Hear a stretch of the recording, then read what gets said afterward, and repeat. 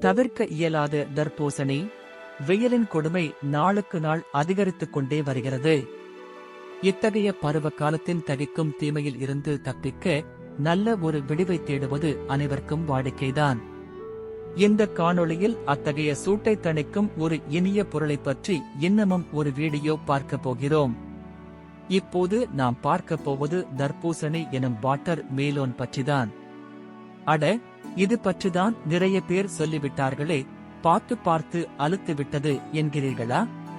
கொஞ்சம் பொறுங்கள், அவைகளைப் போல அதன் பலன்களைப் பற்றி மட்டும் கூறப்போகும் ஒரு காணொளி இல்லை இது. இதில் தர்பூசணியின் மருத்துவ பலன்கள், அதன் வரலாறு, இது இங்கு வந்த விதம், அத்தோடு மட்டுமா நாம் பலனில்லை என்று அப்படியே வீசி எறியும் அதன் விதைகள், அதன் மேல்தோல், இவைகளின் அற்புத மருத்துவ குணங்கள், அவற்றில் அடங்கியிருக்கும் சக்திகள் அத்தனையும் அறிவியல் ஆதாரம், பாரம்பரிய அறிவு, இவை இரண்டையும் இணைத்தே கூறப்போகிறோம். இதை முழுக்க பார்த்தால் இனி தர்பூசணியை முழுக்க அனுபவிக்கலாம். முழுதுக்கும் விலை கொடுத்து வாங்கி அதன் பழத்தை மட்டும் சாப்பிட்டுவிட்டு மேல் தோலையும் அதில் நிறைய இருக்கும் விதைகளையும் வீசி எறிகிறோம். இந்த வீடியோவை ஸ்கிப் செய்யாம முழுசா பார்த்தால் இனி அவைகளின் பலன்களையும் தெரிந்து முடிந்தவரை முழுசா பயன்படுத்துவீங்க. தர்பூசணி இந்த வெயிலுக்கு உகந்த பழம், உங்களுக்கும் எனக்கும் அனைவருக்கும் பிரியமான பழம். வாங்க உள்ளே போகலாம்.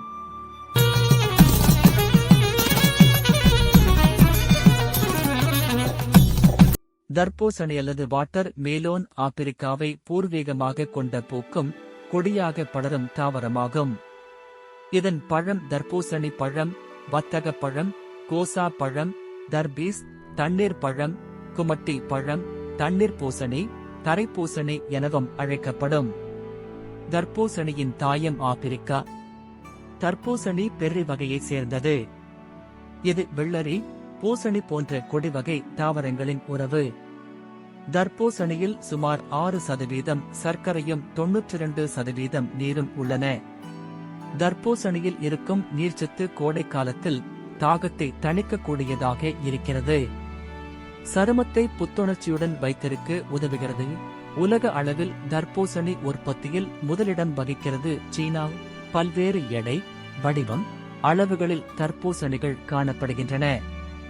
சிவப்பு, ஆரஞ்சு, மஞ்சள், வெள்ளை நிறங்களில் 1200க்கும் மேற்பட்ட தர்பூசணி வகைகள் உள்ளன. ஜப்பானில் உள்ள விவசாயிகள் சதுர வடிவ தர்பூசணிகளை கண்ணாடி பெட்டிகளில் விளைவிக்கிறார்கள். தர்பூசணி உலகில் மிகவும் பரவலாக விரும்பப்படும் பழங்களில் ஒன்று. இன்று இனிப்பாக இருக்கக்கூடிய தர்பூசணி ஆரம்ப காலத்தில் அப்படி இல்லை. மஞ்சளும் வெள்ளையுமாக இருந்த அந்த தர்பூசணி சுவையாக இல்லை. காலப்போக்கில் மனிதர்கள் இந்த பழத்தை தங்களுக்கு பிடித்தவாறு இனிப்பாக மாற்றிவிட்டனர். 4000 ஆண்டுகளுக்கு முன்பே ஆப்பிரிக்காவின் லிபியாவில் தர்பூசணி பயன்பாட்டில் இருந்தது அகழ் ஆய்வில் கண்டுபிடிக்கப்பட்டது. வரலாற்றின்படி தர்பூசணி 7ஆம் நூற்றாண்டில் இந்தியாவுக்கும் 10ஆம் நூற்றாண்டில் சீனாவுக்கும் வந்தது. 17ஆம் நூற்றாண்டில்தான் ஐரோப்பாவில் பரவலாக பயிரிடப்பட்டது. ஒரு 100 கிராம்ஸ் தர்பூசணியில் 30 மட்டுமே உள்ளது. கலோரி குறைவானது. கலோரி குறைவாக உண்ண விரும்புபவர்களுக்கு சிறந்தது.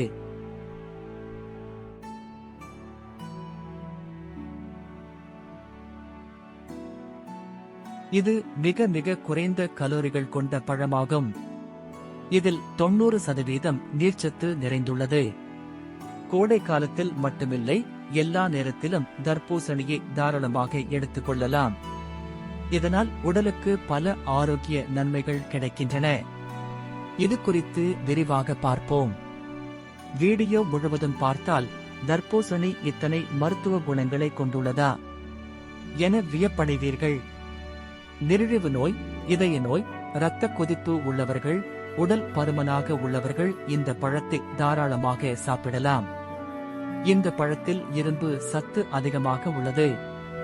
தர்பூசணி பழசாறுடன் இளநீர் கலந்து அருந்த கடும் வெயிலால் ஏற்படும் வெப்பம் குறையும். உடல் சூடு தணியும். தர்பூசணி பழத்துண்டுகளை பதநீரில் போட்டு ஒரு துண்டு பனிக்கட்டி, ஐஸ் சேர்த்து சாப்பிட மிகவும் சுவையாக இருப்பது மட்டுமின்றி உடல் குளிர்ச்சி ஏற்படும். வயிற்று வலி தீரும். தர்பூசணியில் பொட்டாசியமும் அதிக அளவில் உள்ளது. இது மாரடைப்பு வருவதற்கான வாய்ப்புகளை குறைக்கும். இதய துடிப்பை சீராக்கும். இந்த பழச்சாறுடன் சிட்டிகை அளவு சீரகப்பொடி, சர்க்கரை சேர்த்து அருந்த கோடையில் வந்த நீர்த்தாரை எரிச்சல் நீங்கும். தர்பூசணி பழச்சாறுடன் பால் கலந்து அருந்த தொண்டை வலி மறையும். கண்கள் குளிர்ச்சி பெறும். தர்பூசணி பழச்சாறுடன் எலுமிச்சை சாறு கலந்து முகத்தில் பூசி ஊறிய பின்னர் முகம் கழுவ முகம் பளபளக்கும். வைட்டமின் சி குறைபாட்டால் ஆஸ்துமா ஏற்படுகிறது. தர்பூசணியில் வைட்டமின் சி அதிக அளவில் உள்ளது.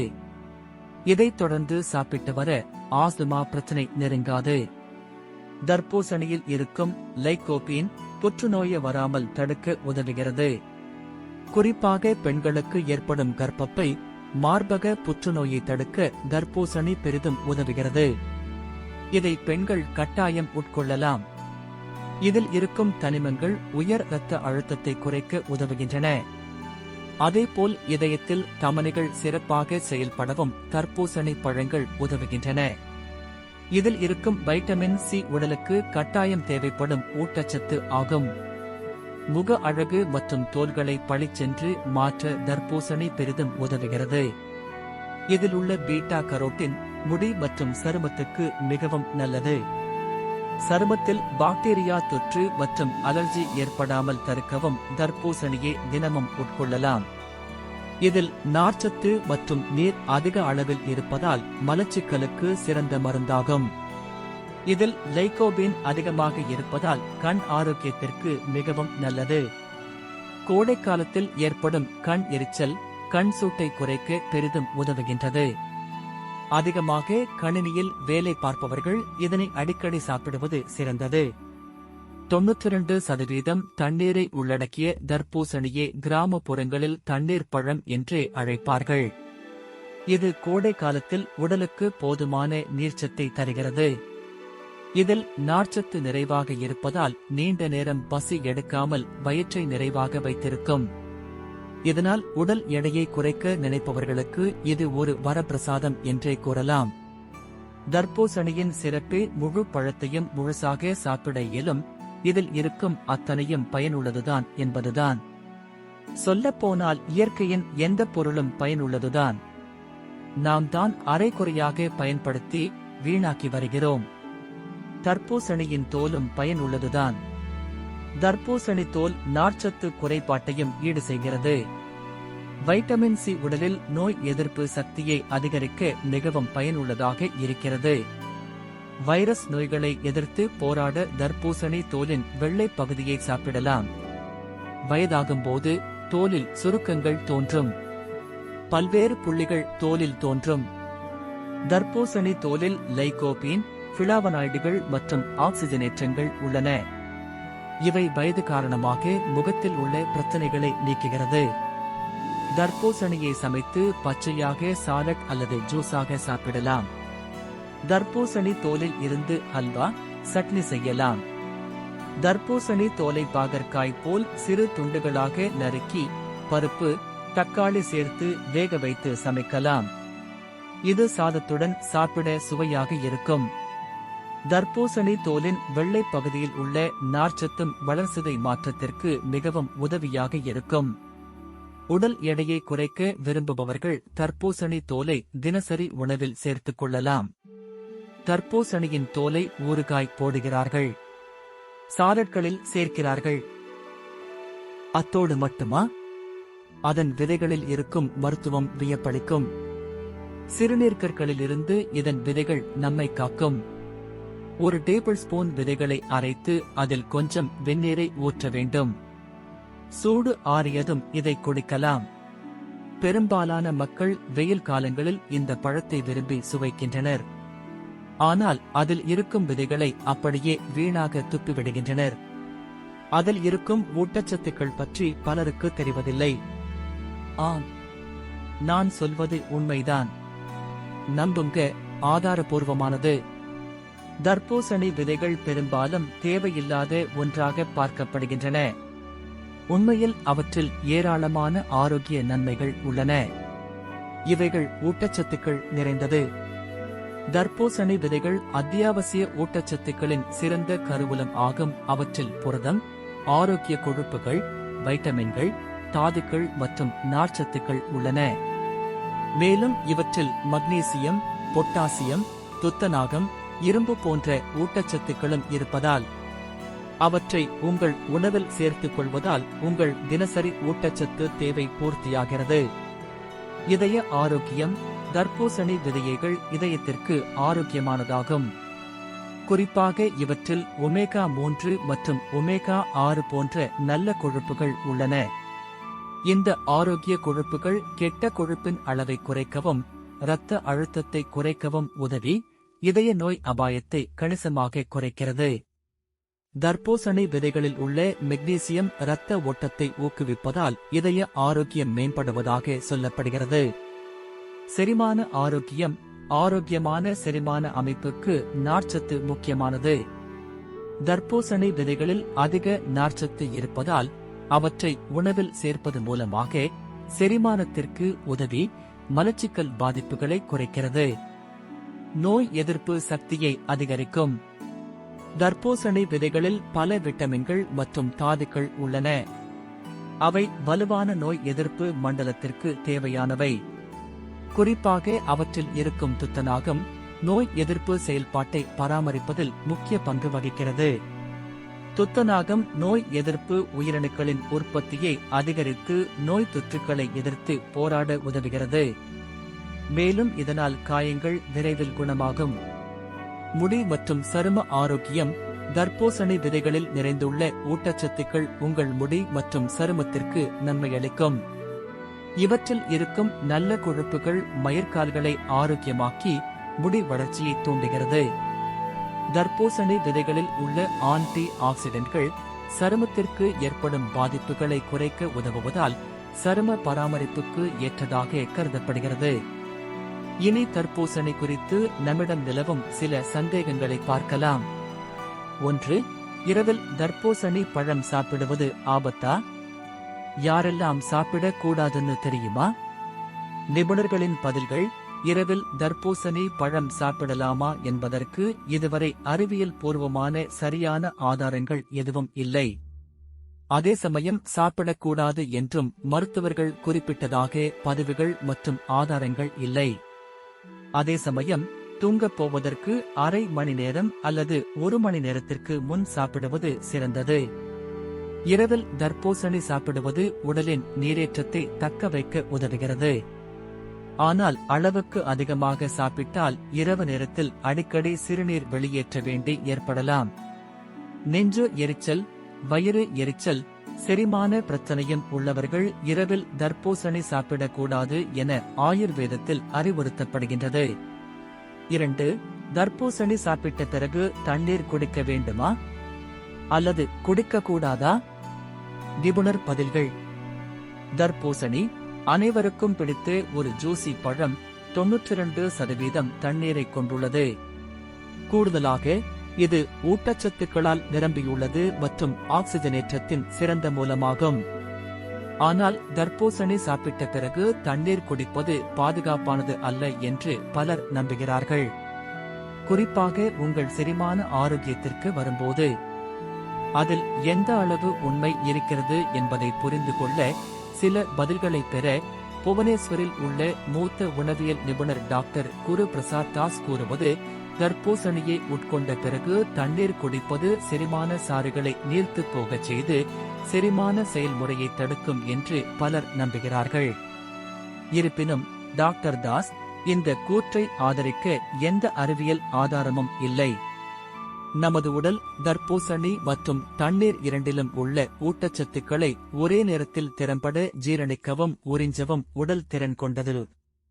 மருத்துவரின் கூற்றுப்படி தர்பூசணி சாப்பிட்ட பிறகு தண்ணீர் குடிப்பது பொதுவாக பாதுகாப்பானது மற்றும் அதனுடன் தொடர்புடைய குறிப்பிட்ட பக்க விளைவுகள் எதுவும் இல்லை. இருப்பினும் நீங்கள் தர்பூசணி சாப்பிட்டு உடனேயே தண்ணீர் குடிக்க வேண்டுமா இல்லையா என்பது தனிப்பட்ட விருப்பம் என்று அவர் மேலும் கூறினார். ஆனால் தூங்குவதற்கு அரை மணி நேரம் அல்லது 1 மணி நேரத்திற்கு முன் சாப்பிடுவது சிறந்தது. இரவில் தர்பூசணி சாப்பிடுவது உடலின் நீரேற்றத்தை தக்க வைக்க உதவுகிறது. ஆனால் அளவுக்கு அதிகமாக சாப்பிட்டால் இரவு நேரத்தில் அடிக்கடி சிறுநீர் வெளியேற்ற வேண்டி ஏற்படலாம். நெஞ்சு எரிச்சல், வயிறு எரிச்சல், செரிமான பிரச்சனையும் உள்ளவர்கள் இரவில் தர்பூசணி சாப்பிடக்கூடாது என ஆயுர்வேதத்தில் அறிவுறுத்தப்படுகின்றது. 3. காலையில் வெறும் வயிற்றில் தர்பூசணி சாப்பிடுவது நல்லதா? ஊட்டச்சத்து நிபுணர்கள் சொல்வது என்ன? தர்பூசணியின் ஒரு கீற்றில் ஒரு நாளுக்கு உடலுக்கு தேவையான 16% வைட்டமின் சி கிடைத்துவிடுகிறது. வைட்டமின் சி எதிர்ப்பு திறனை உறுதிப்படுத்த தேவையான அடிப்படை சத்து என்பது அனைவருக்கும் தெரியும். வெயில் காலங்களில் அதிகரிக்கும் தொற்றுகளில் இருந்து உடலை காக்க இது நமக்கு தேவை ஆகிறது. ஆனால் வெறும் வயிற்றில் தர்பூசணி சாப்பிடுவது நல்லதா, கெட்டதா என்பதற்கு ஊட்டச்சத்து நிபுணர்கள் என்ன சொல்கிறார்கள் என்று காணலாம். ஒரு நாளை தொடங்கும் போது காலை உடலில் நீர்ச்சத்து அதிகமாக இருப்பது என்பது எலக்ட்ரோலைட் சமநிலையை பராமரிக்க உதவும். மேலும் இது அந்த நாளுக்கான ஆற்றலை வழங்கும். தர்பூசணி ஆரோக்கியமான உணவுத் தேர்வுகளில் ஒன்றாக இருக்கிறது.